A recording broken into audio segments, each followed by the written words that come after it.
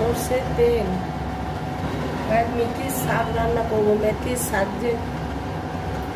মেথির শাক হবে, তার জন্য বেগুনগুলো আগে ভেজে নেব। পরিমাণ মতো লবণ, 1 চিমটি হলুদ,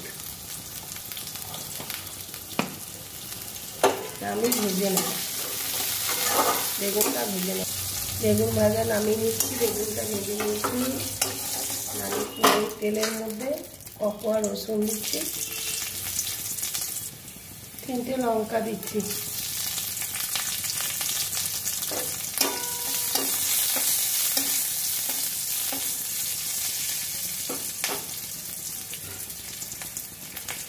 মেথি শাকটা দিয়ে দিচ্ছি, সামান্য লবণ দিচ্ছি, 1 চিমটি হলুদ দিচ্ছি,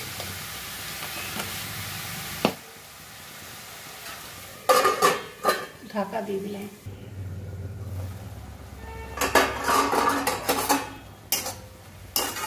ঢাকাটা খুলে দেখে নেব সেদ্ধ হয়েছে কিনা। হয়নি, অল্প হবে।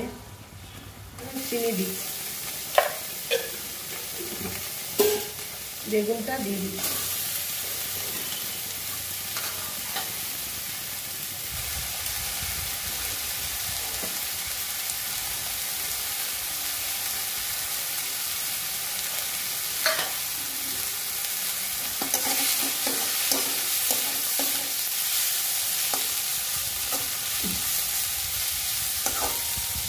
হ্যালো বন্ধুরা, আমার মেথির শাকের রেসিপি যদি ভালো লাগে একটা লাইক, শেয়ার, কমেন্ট করে পাশে থাকবেন।